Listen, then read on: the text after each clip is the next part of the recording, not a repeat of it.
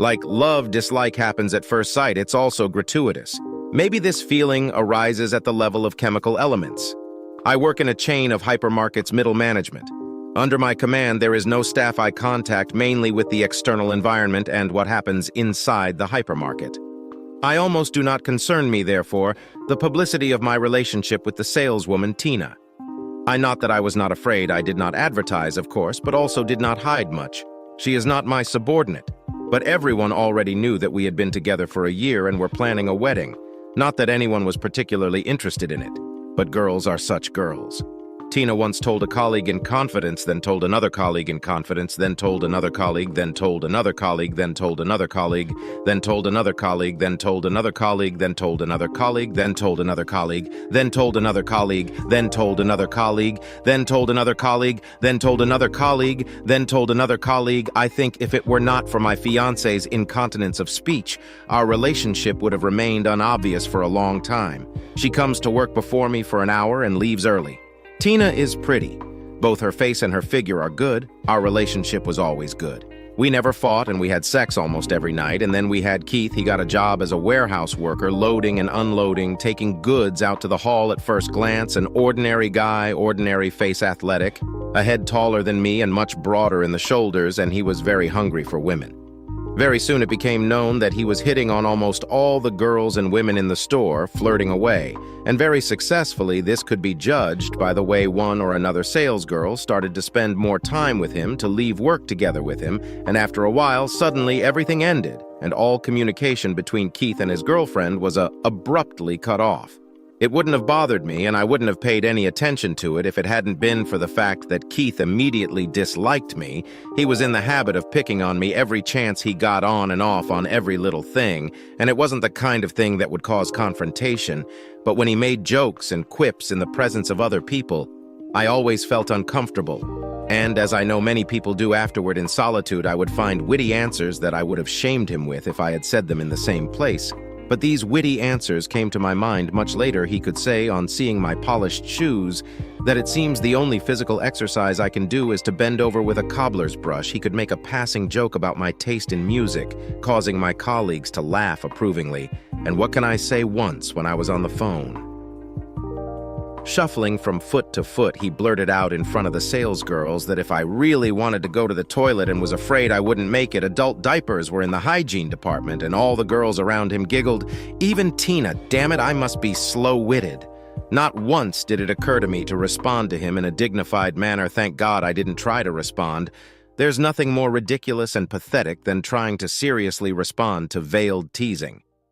I began to avoid crossing him, and if he got in my way, I tried to change direction to go around. I think he realized that in any case, he started to get caught in unexpected places, and his nasty jokes were no longer avoided, and then he found out about my relationship with Tina. I noticed him talking to her a few times when there were no customers, and he was wheeling a cart of merchandise out into the hall. He was visibly joking and flirting, and Tina laughed and twirled a curl with her fingers, just like she used to do when we first started talking to her. Tina, I said to her that night, we need to talk, and I told her about the covert bullying that Keith was doing, about his reputation as a womanizer, about the fact that he seemed to have his sights set on her. I spoke frankly and hoped very much for understanding Tina. I told her, I'm asking you to stop all communication with him. You may think I'm paranoid, but I sense that he intends to do something nasty. Don't think I don't trust you. No, I love you and I trust you completely, but Keith, do you know he seduced several girls from our store already? I guess it's a sport for him, baby, come on. My fiancé looked at me pitifully. I love you and I won't let him take any liberties. Don't even think about it.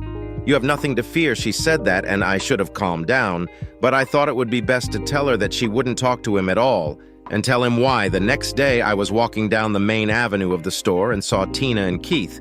They were standing pretty far away from her department. He was saying something to her, and she was giggling. I know sign language not thoroughly, but I've learned some of the PO poses and gestures in marketing books. Her posture was open. The toes of her shoes were invitingly turned up. Her shoulders were visibly back, clearly showing off her already large breasts, and she held the wrist of the other hand with one hand, showing him the palm of her hand. There was a decent distance between them, but at that moment I realized that she was no longer mine. Her posture could be described in one short word: Yes, I didn't let it show. I walked on by. I saw them talking 3 more times that day, all 3 times in different parts of the sales floor. But each time, far from her department, there was no overt action, no movement, no hugging, much less kissing, just talking. But each time her postures expressed explicit prior consent. How did I observe them? I just came into the security room with a premium bag of chips bought at our own store. I told the guard that I mixed up the flavor, bought a huge bag, and now I don't know what to do with it. And I thought I saw him eating the chips. The guard excitedly confirmed that he really liked chips. I gave him the open packet and, as if in between, said that I was preparing a marketing campaign and would like to see the behavior of customers. He gratefully allowed me to enter the observation room several times, and I repeatedly entering, pretending with a clever look that I was writing something down on my smartphone, watched Tina and Keith. It was all a foregone conclusion. No, I tried to talk to Tina again that evening, but the conversation ended almost immediately after she blatantly lied to me about not talking to Keith today. I didn't know what to say anymore.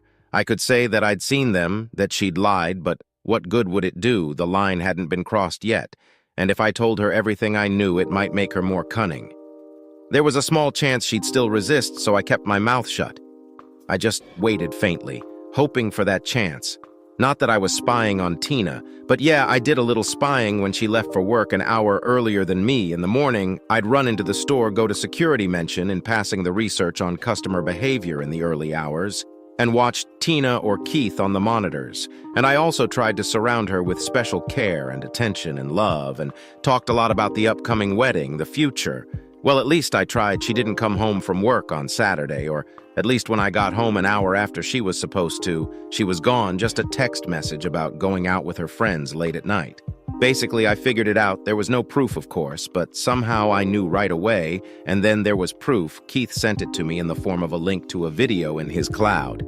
Hey, we'll watch this video later. And remember the good times I heard his voice come on, give me a smoochy smoochy. And she smilingly raised 2 fingers in the shape of the letter V and then stretched out her lips in a kissing motion. Although she didn't seem to know that her lover was going to send the video to someone, it looked like she was showing it to me. It was over. I mean, between me and her, and they were still going at it. As embarrassing as it is to admit, I couldn't tear myself away from the spectacle and watch to the end. So I heard his panting voice. Am I better than him? Better? She answered with a laugh. Tomorrow I'll you at work. We'll have time before he comes. Oh, it's dangerous at work. She tried to object, but he slapped her light on the cheek and said, I'll decide when and where I have you. You're my girl. Now it was a strange feeling. I was terribly hurt and somehow ashamed. I opened the closet and started shoveling out her clothes. About an hour later, I brought 3 boxes and a bag of her things to her parents' house, unloaded them at the door, rang the doorbell, and quickly ran for cover, waited for the door to open, and leaving her surprised father to look at the things, hurried away. I returned home, took out the bottle of gin she'd given me months ago and hadn't drunk, and was about to uncork it, but suddenly a funny plan occurred to me. Keith would be grinning in my face at work in the morning, hoping that I wouldn't dare to admit publicly that I'd become a cuckold, much less pick a fight with him, and he'll probably brag about his victory to a couple of his colleagues, maybe even show them the video, and behind my back there will be whispers and giggles, both from those to whom he'll present the evidence, and from those who will enjoy the rumors. So where does that leave me? Quit and go far away? But I had a plan in my head. I turned off the phone, turned off the doorbell, locked the door, and went to bed with improvised earplugs in my ears, so I didn't hear the knock on the door when she came back, or her screams. I didn't even know how long she had been trying to get into the apartment, and then the neighbors told me that her hysterics at the door lasted more than an hour until she went somewhere, and I didn't care where she spent the night. And in the morning, I arrived at work, leaving my car a block away just in case, entered the hall with a paper bag, and immediately met Keith, who was predictably waiting for me, surrounded by several of his fellow loaders and saleswomen. They were all looking at me curiously, some mockingly, some sympathetically. But curiosity was evident in their gazes, and I lived up to their expectations. Keith, I thought I gave a rather natural portrayal of joy. Thank you, you helped me out. This is for you, drink it. You can even drink it with my ex. I smiled widely, taking the bottle out of the bag. Hey, it's not from our store. I brought it from home. Everyone's a witness, Keith. Honestly, I don't know. I don't know how long I've been hesitating to break up with her. But my conscience has been bothering me. How can I? She doesn't give me a reason. If I tell her now that I don't like her anymore, that I'm sick of her, I'll think I'm such an... And when I realized that you were hitting on her, I was so afraid to scare you off, I pretended not to notice. I was afraid that you'd figure out my intentions and wouldn't want to be an obedient executor of my plan. But you did a great job. You did a great job. What? He slammed his eyes shut. What are you talking about? What plan? Well, I pretended to be surprised. You really didn't guess. Are you really so, clueless? I pretended to choose a less offensive word, that you didn't understand why I didn't try to stop your, affair. Keith, darling, I've wanted to break up with her for a long time, you know that? Don't you? She was out of my league, as they say. We were living together. But I felt like Michael Jordan playing against a backyard team. And I wanted to run away, but I didn't want to look like a not in her eyes, but in the eyes of the people around me, and even here, all of you. I glanced around at the crowd of onlookers, would think I was like that. And now I have the perfect excuse to break up, and I've already done it, and you helped me do it. I looked around at the audience who were eager to hear what was going on. Did you hear that I'm breaking up with her because she cheated on me and no one dares to call me an autocrat? I'm not getting rid of her for no reason. There was laughter, and the girls started to discuss what had happened, and I noticed that his partner, who was standing next to Keith, was holding his phone in his hand. It had a distinctive themed case, and on the screen was the video that Keith had sent me yesterday. Oh, by the way, I exclaimed, did everyone watch the video? Let me see. I took Jack's cell phone, and the guy let it out of my hand. Now you have to see this. I felt a lot of excitement and trembling in my hands when I clicked on the icon in the folder. My fingers were not very obedient. I didn't realize that I had highlighted many files at once. I highlighted send to all contacts in the menu that popped up and clicked. Okay, now I mumbled, trying to pass the time, and looking at the rotating loading circle, it's ready. Oh, I think I clicked the wrong thing. I said now it's right. And I clicked play. Poor Keith. In 1 minute, his triumph had become a farce. What's more, after I had done what I had done, I suddenly realized that along with the video of my fiancé turning from my fiancé to my ex-fiancé, other video files had been sent to all of Keith's contacts, and who knows what was in them. I was holding Keith's phone in my hand, showing the video to everyone, and everyone was staring at it avidly, when suddenly I heard several shrieks almost simultaneously. Did you send the video to all your contacts? With horror in her voice, shouted one of the sales girls, looking at her phone, all of them, and my husband Fu, another girl, moaned after her. And mine, the 5 girls were hysterical a minute later, cursing at me and Keith. It all made sense in this folder in his cloud. Keith kept other videos similar to the one that was playing for all the colleagues present, which were filmed his other passions, among them married ones. Oh, Keith turned out to be a catcher, as they say, did not miss a single skirt. The most interesting thing was that by the nature of his work, he had contacts of almost all the employees of the store and even some members of their families, and at these very minutes, these family members could already be watching the video and be unpleasantly surprised to learn something new about their wives and daughters. But even if not everyone had seen the videos, there would surely have been someone to notify them. I didn't see my ex until around lunchtime. She was pale and her eyes were red when I met her eyes. I saw horror in them. I think it wasn't horror at me. I think it was horror at the whole thing. Everyone shunned her. Only a couple of the women who were hysterical about the videos sent to their husbands talked to her about something the next day. Keith didn't go to work, and by lunchtime the rumor was that he'd been beaten up badly by some hooligans, very badly, and he might not come back to work after he got out of the hospital. Broken limbs take a long time to heal, and several saleswomen went to work with a thick layer of makeup on their faces, and the makeup could not hide the deep sadness on their faces, enhanced by the bright shadows under their eyes. Dave Brown sat in his living room. In a chair across from his chair was an empty couch. Between his chair and the couch was a coffee table with 3 glasses of champagne. 1 full, 2 empty. Next to the table was a bottle of the drink in an ice bucket. Anyone watching him as he relaxed at 7:02 p.m. was a little concerned when he spoke clearly. That's right, I can hear her car in the driveway. But there were no observers. Dave was alone in the room. He continued to sit with a relaxed look when the front door opened. He couldn't be seen from where he was sitting, but he immediately heard his wife's voice. "Where are you, Dave, in the living room?" Dave stood up abruptly as his wife entered the archway. She was holding the hand of a man about 5 years younger than her, 49 years. He was thin, medium height, wearing a business suit. In her other hand, she held an orange A4 envelope. Dave, this is Michael. This is my husband, Dave." Noticing that she averted her eyes and was generally nervous, Dave took 3 steps and warmly shook the uninvited guest's hand. "I'm very pleased to meet you. Michael, do you mind if I call you Mike?" "Not at all, sir. May I offer you a glass of champagne? Please have a seat." Dave watched as the 2 very embarrassed men sat down on the sofa and took the offered glasses after he had filled them. "Cheers now. Would you mind telling this simple soul what's going on?" Dave and Mike looked over at each other. Mike nodded faintly and squeezed her hand. Dave, it's not really nice to talk about it, so I'll just tell you straight. Michael and I have fallen in love with each other. I'd like a divorce so we can get married." She paused, waiting for her husband's anger. She looked up from the floor to see the look on Dave's face. This was going to be awful. She just knew it. She hadn't expected his face to remain neutral unconsciously. She pulled herself a little closer to Mike. "Okay, Deb, are those the divorce papers?" Deb looked up stunned again. She had rehearsed this scene in her head many times, but never, not even in her wildest dreams, had it been like this. She looked at Mike and tried to convey with a look, "I don't know what to say." He took the envelope from Deb and placed it on the table. "Yes, Dave, that's right. I think you'll find them very reasonable. Deb isn't asking you for anything, but her car in the package is her disclaimer of this house. Your car, all of your joint assets, and your retirement fund.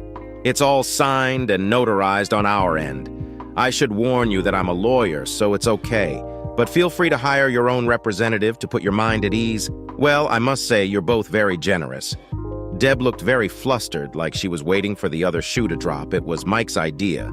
Dave, in fact, he insisted. He said it was bad enough that he was stealing his wife without taking your hard-earned assets. That was in no way my motivation.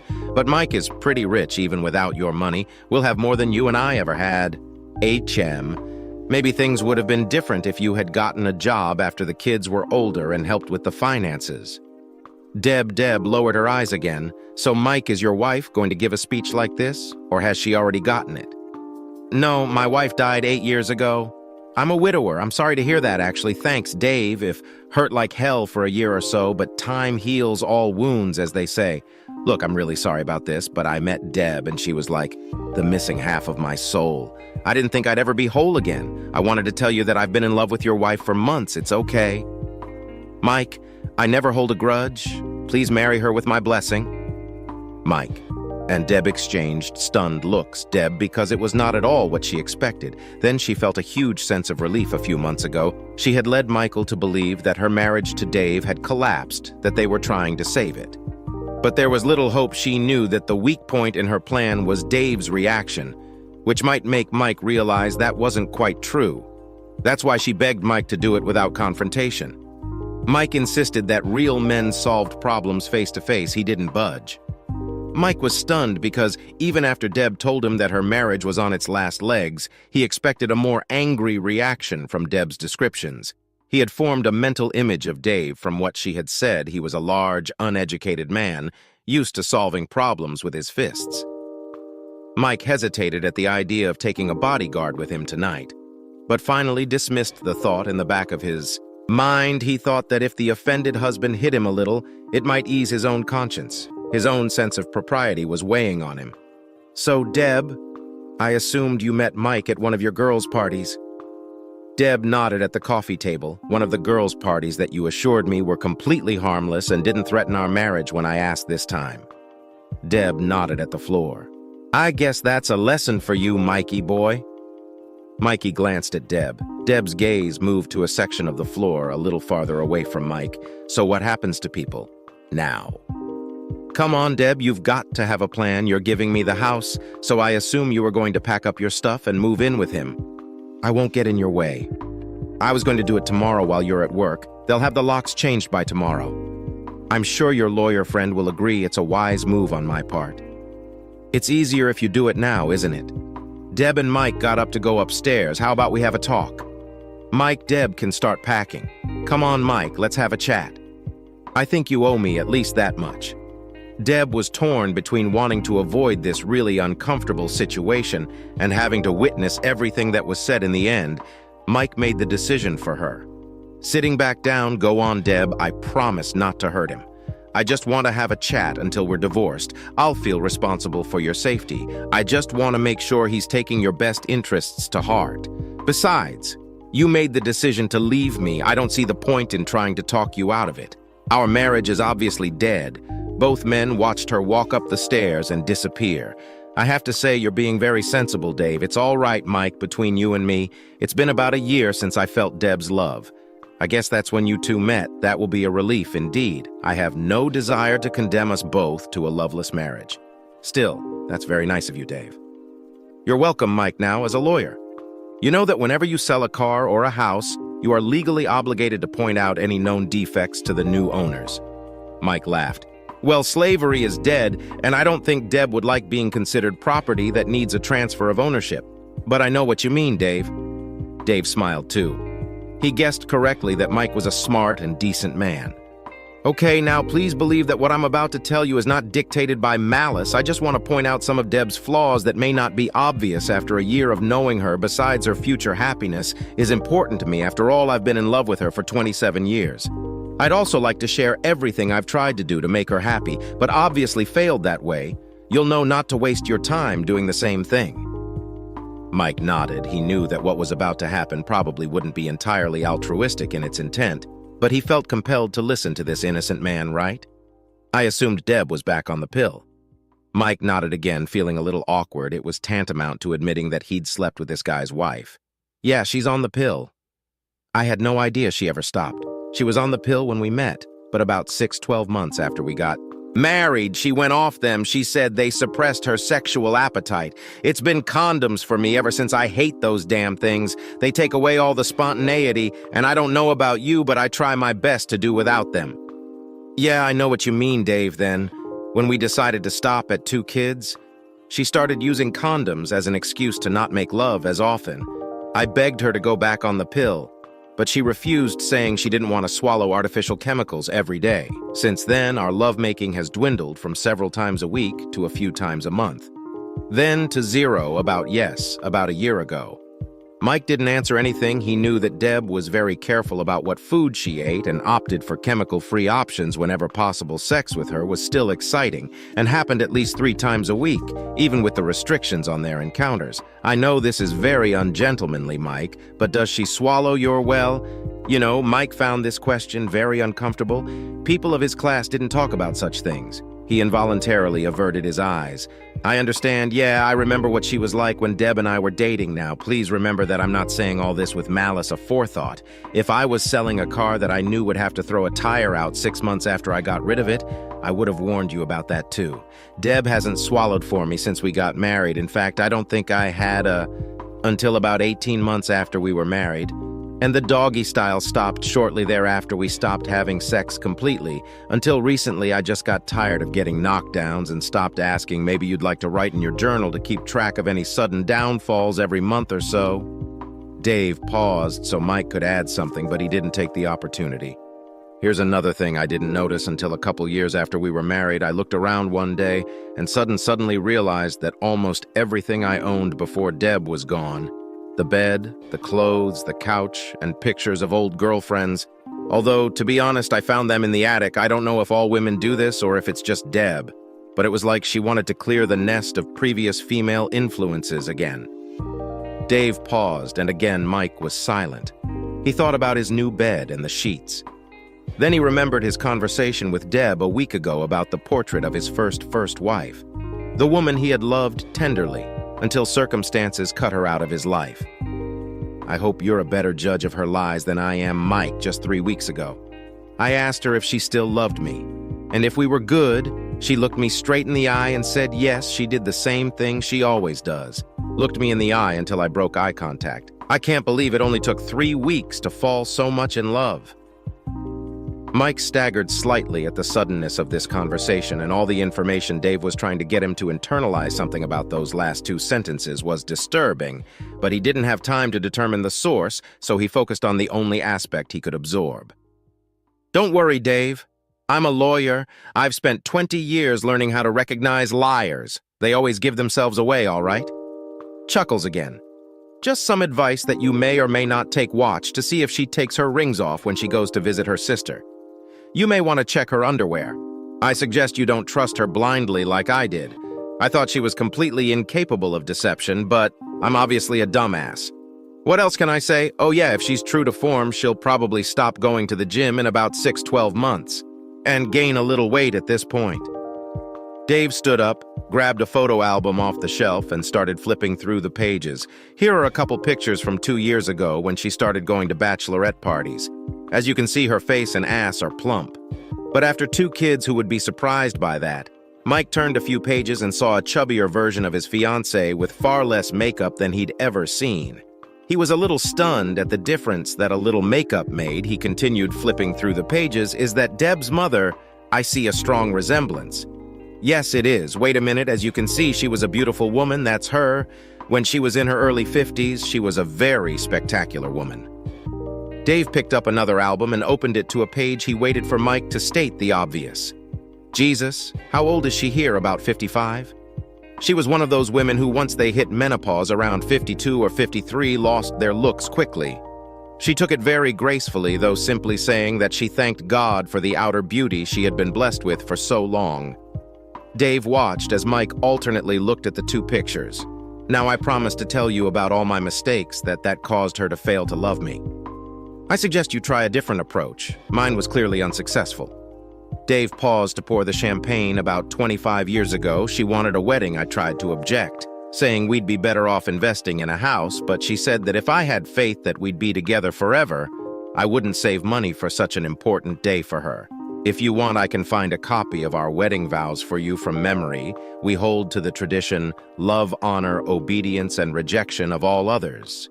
If you try something different, you might do better than me. Not really important to you, but don't bother working your fingers to the bone and doing a bunch of overtime so she can get the flash house she's always wanted. It clearly wasn't holding her legs together.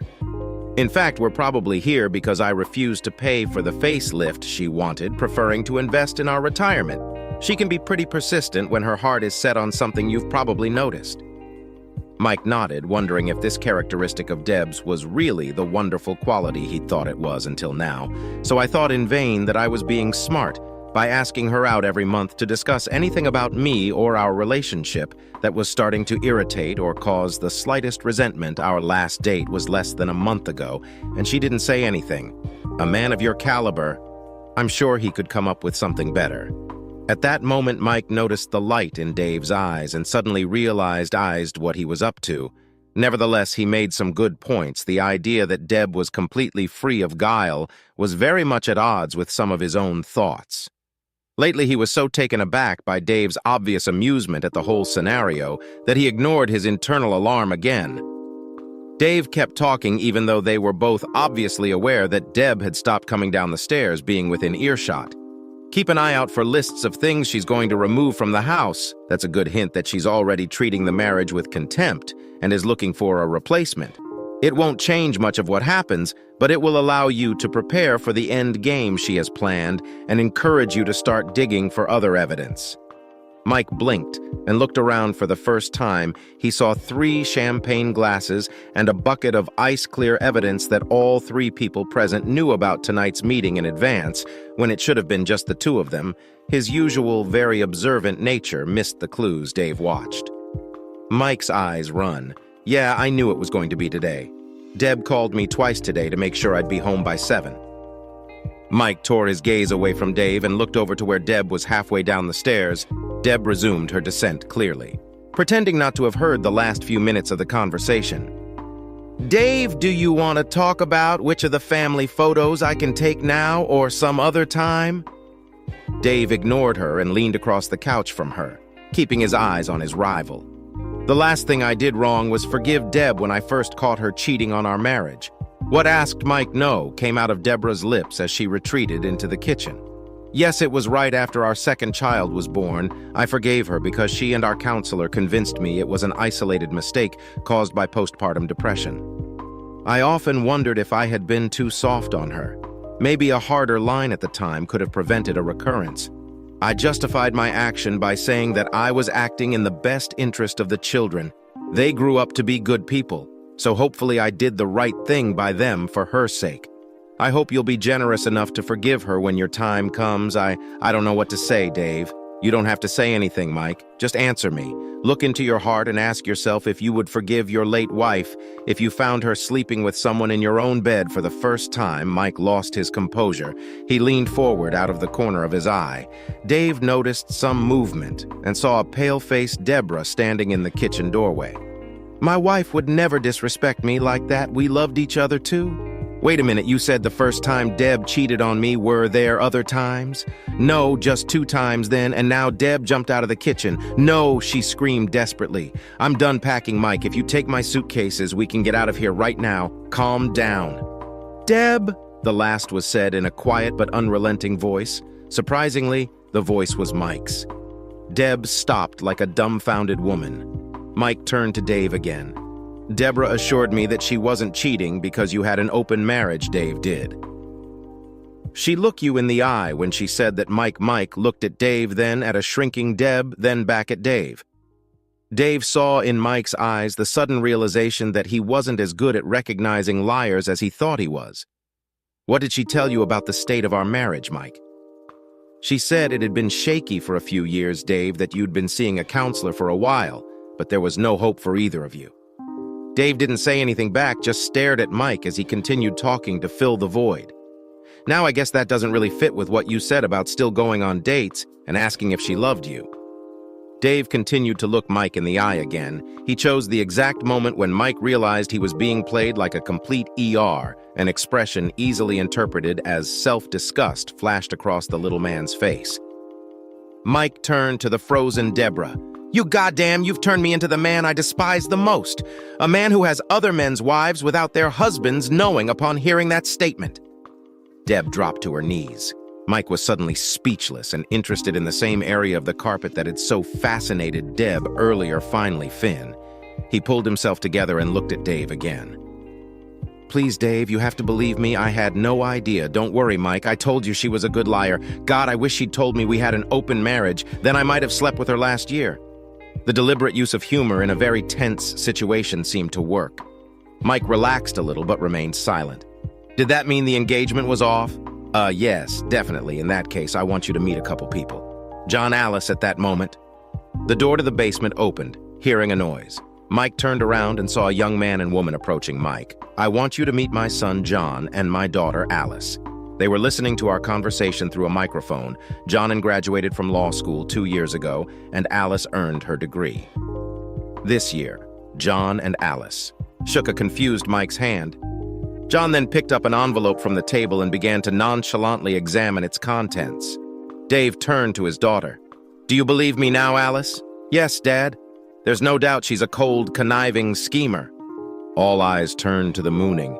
Deb was still on her knees, but now her head was on the floor. Sensing the silence, she lifted her head and was met with 4 accusing stares. She jumped up and ran out the front door. No one made the slightest attempt to stop or follow her. John calmly finished going through the contents of the envelope. Everything seems to be in order, Dad. Good, thank you. Now, who wants a beer? I think I should go. You stay here, little Mikey. There's still some things we need to figure out, like... What? Well, I can forgive you for sleeping with that stupid, like, she's got an open marriage and all, but I have to decide whether to rip your head off and spit in your neck for trying to steal her. Mike looked at the other man, noting that the other man was a head taller and much larger. Then he looked into his eyes and saw a familiar glint. Dave decided to calm down a bit. John is doing what you do. Mike by now. Mike was no longer surprised that Dave knew so much about him. How's your current job, John? The hours are crap and the pay sucks. Don't you want to come and work with me? Hell yeah, Dave smiled then. That leaves the issue of supporting my ex-wife until she gets a job. She doesn't have a house or money anymore, with a growing sense of relief. Mike entered the new topic. I'm really sorry, Dave. As soon as she lied to me, she broke the implied contract we had in the event of a breach of contract ownership passes to the previous title holder. Yeah, but morally, don't talk to me about morality. I'm a lawyer. John, do you have a dictionary? I'm a little vague on what it actually means. Everyone laughed. No, seriously. Mike, I think you should look after her until she gets back on her feet. If you play your cards right, you can pretend you're thinking about keeping her and cheer yourself up in bed for a while. No, I can't do that, but I'll make sure she's okay, not for her, for you. I admire craftsmanship wherever I see it, and tonight I was totally outclassed, wasn't I? Have you ever considered a career in-law, Dave? The way you took me off balance, passing off negatives as positives, and not giving me time to think was worthy of the best prosecutor I've ever seen. Dave smiled modestly, but didn't say anything back. He loved his job, and the people who surrounded him at work, so 4 beers. Then, for the first time ever, Dave looked away until he was sure that the tears that had accumulated in the corners of his eyes were gone. He would not make eye contact again. By this time, Deborah Brown was already 700 m away, walking fast and accelerating as if her heels were toast.